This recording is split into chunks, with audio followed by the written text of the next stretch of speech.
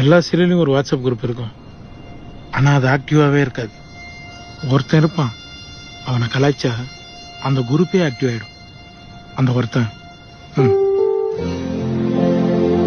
என் போட்டோவை ஸ்கிரீன்ஷாட் எடுத்து மீம்ஸ் போட்டு கலாய்ப்பானுங்க. இவனை கலாய்ச்சா எல்லாரும் சிரிப்பானு தெரிஞ்சுக்கினேன் வேணுன்னே போடுவானு. அதுக்கு பயந்துதான் நான் போட்டோ போடுறதை நிறுத்திட்டேன். போன வாரம் என் கல்யாண பத்திரிக்கையை என் ஃப்ரெண்டுக்கு அமிச்சேன். அவன் குரூப்ல போட்டான்.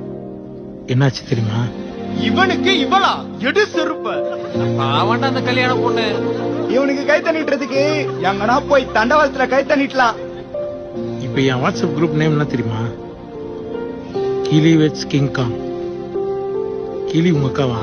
கிங்காங்க இதெல்லாம் உங்க அக்கா பார்த்தாலனா அவளுக்கு எப்படி இருக்குன்னு தெரியல.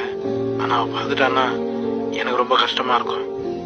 4 பேர் என்ன கலாச்சி சிரிக்க வச்சா அதுல அவங்களுக்கு என்ன சந்தோஷமோ என்ன கெத்தோ இல்ல நம்ம தான் பெரிய காமெடி நினைச்சுக்கிறானுங்களோ தெரியல.